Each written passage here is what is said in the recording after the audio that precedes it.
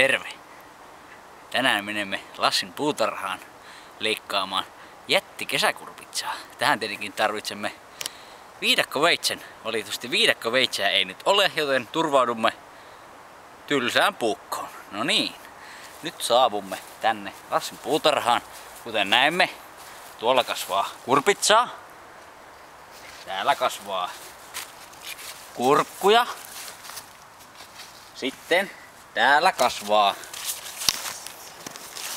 kasvaa lehtikaalta.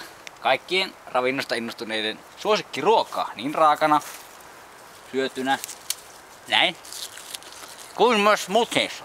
Mutta nyt saavumme tänne itse pelipaikalle. Elikkä tänne olen kasvattanut tämmöstä vuoden pienintä kesäkurpitsaa itselleni. Elikkä kokoa on kertynyt ihan kiitettävästi, eikä pintakaan ole juuri vahingoittunut. Ja täällä näyttää olevan myös pikku ystävä eli etana, elikkä erittäin hyvää.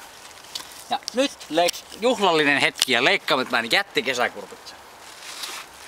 Paljonhan se painaa.